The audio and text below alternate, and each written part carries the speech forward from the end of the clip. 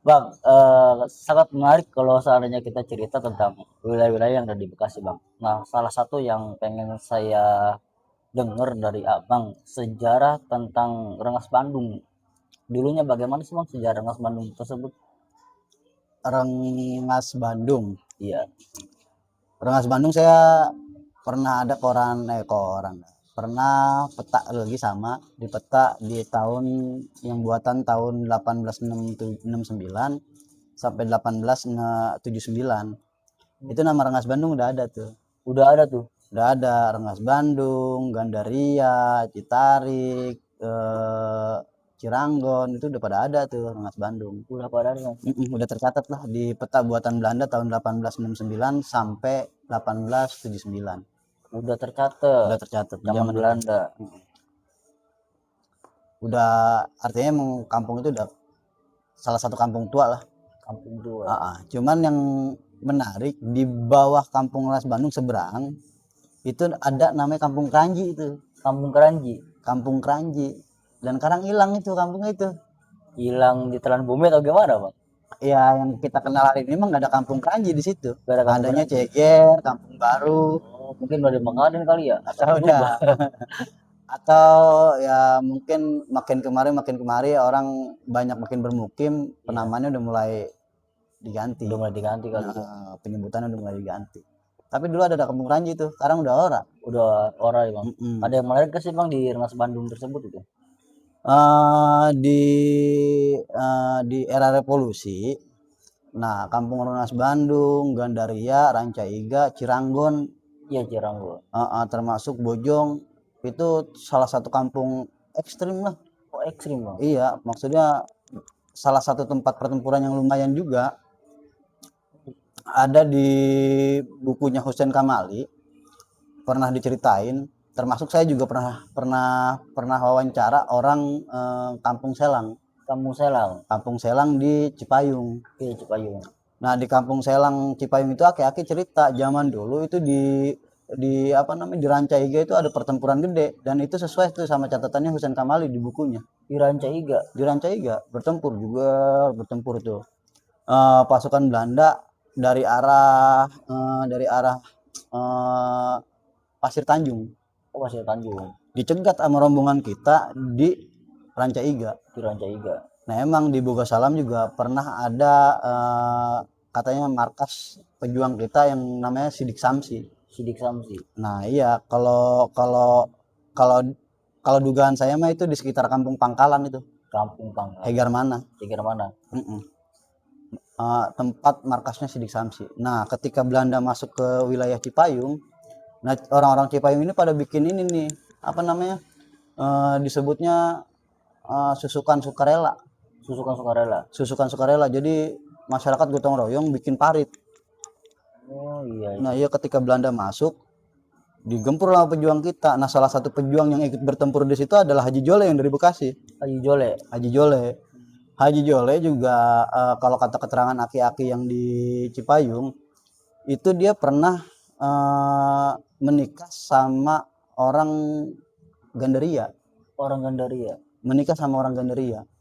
Haji Jole tersebut. Iya. Makanya di situ Haji Jole dulu pernah kata kaki Cipayung, Haji Jole pernah sering nyelamatin orang yang mau diculik tuh ke Rengas Bandung, yang mau dibawain ke Rengas Bandung, yang mau dibawain ke Bojong. Oh, gitu. Karena di Rengas Bandung ditulis itu sama diceritain nama aki-aki itu jadi tempat eksekusi Tempat eksekusi orang kita. orang kita. Iya, jadi kalau orang-orang Belanda itu apa sih nangkepin orang kita yang lelaki yang udah usia yang dianggap berbahaya lah itu dieksekusi di Rengas Bandung itu di situ. Apa namanya? Dieksekusi matiin di Rengas Bandung. Iya, Rengas Bandung di Bojong. Sama di Bojong. Kata kaki. Nah, yang sering nyelamatin itu adalah Haji Jole. Haji Jole, Bang. Haji Jole, Pak Macem yang disebutin nama kaki Pak Macem, Camat Nata Termasuk gitu. termasuk sama pejuang-pejuang yang lainnya di situ. Keren juga berarti. Kalau kata Keki mah sekitaran yang sekarang jadi desa tuh, Desa Tanjung Baru. Desa Tanjung Baru, di sekitaran situ tuh. Nah, Rengas Bandung juga dulu lagi waktu awal-awal pembentukan jalan kereta, dia pernah ada disebutnya halte. Halte. Halte itu semacam stasiun. Oh, di dekat desa juga itu. dekat desa Tanjung Baru itu. Kalau dilihat dari denahnya mah ya, Denah ya. itu sekitaran situ. Itu termasuk jembatan yang Citarum itu juga termasuk sejarah bukan ya? Kalau iya itu kan emang buatan Belanda zaman dulu. Nah, Oh, kalau jembatan kuningnya mah baru. Oh, jembatan kuningnya baru.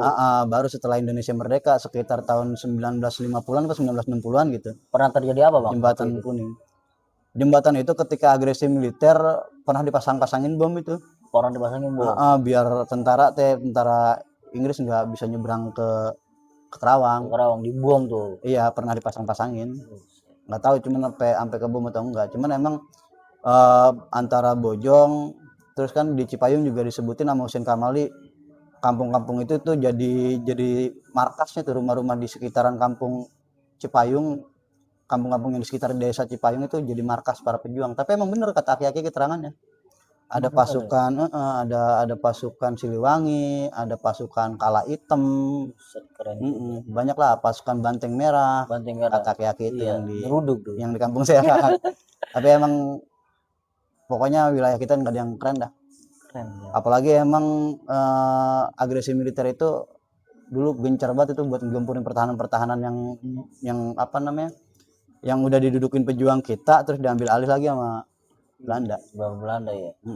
Nah, dieksekusi situ kan, dieksekusi di Rengas Bandung. Di Rengas Bandung eksekusinya. Tempat eksekusi di Rengas Bandung, kata aki-aki mah ada beberapa orang yang juga akhirnya selamat pura-pura mati. Pura-pura mati. Iya, pas ditembakin dikumpulin di dalam gedung, tembakin ada yang meninggal banyak. Terus ada yang pura-pura meninggal. Nah, yang pura-pura meninggal ini banyak kan selamat. Mungkin dia nyumput di itu kali. Ditumpukan. Nah, pas udah orang Belanda udah pada baru pada bangun. Nah, itu cerita aki-aki itu lagi yang saya wawancara itu yang orang kampung Selang Cipayung. Itu dia ketika zaman itu umurnya masih sekitar 8 sampai 10 tahunan. Masih kecil tapi inget karena rumah dia itu dipakai markas rombongan Haji Jole itu. Salah satu tempat ngumpet pejuang. Buat tempat pejuang Haji Jole, Pak Macem dia nyebutinnya. Orang kampung Selang itu. Tapi yang keren itu susukan sukarela itu saya. Susukan sukarela. Nah, kalau di Cipayung mah ada hal yang menarik lagi. Konon kata cerita penutur mah di wilayah Cipayung. Bahkan komandan resimen itu kan hilang dulu, komandan resimen Cikampek.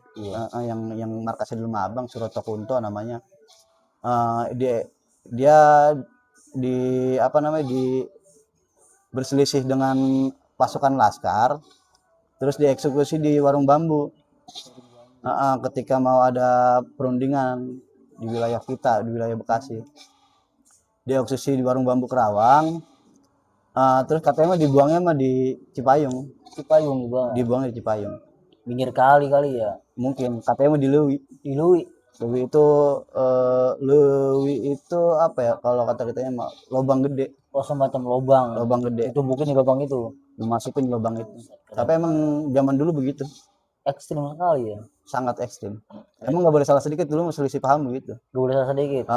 Tapi emang yang saya keren adalah itu tuh ketika Belanda datang mau ngambilin orang-orang sekitaran situ kayak orang Rengas Bandung, kayak orang Cipayung, itu yang nyelamatin Haji Jole itu. Haji Jole dari Bekasi. Dia kalau misalkan Belanda mau nyulik-nyulikin teh rombongan dia pada ngelawan. Dan akhirnya jadi semangat lagi nih para warga juga ikut ngelawan. Tapi emang sayangnya mereka itu kurang terkoordinir. Jadi kurang komando atau segala macam gitu. Jadi emang agak lemah. Terus emang pasukan berjuangan juga kadang-kadang banyak, kadang-kadang sedikit. Gitu ya. Tapi emang soal keberanian mah Jawara kita luar biasa lah. Keren banget ya. Bisa Nah, Rengas Bandung jadi salah satu tempat buat eksekusi. Ada markas juga. Ada markasnya. Dan di situ juga sebelum didudukin Belanda itu jadi tempatnya pasukan Ian Goyang yang gampang ditembak itu. Yang kalau ditembakin Belanda tuh goyang. Dan aki-aki masih ada yang kenal dulu. Itu. Saya pernah wawancara aki-aki di Tanjung Baru dulu. Di Tanjung Baru. Kenal sama Ian Goyang. Markasnya di situ emang sekitaran desa lah situ. Desa. Sekitaran desa Tanjung Baru hari ini. Bang ya. Keren.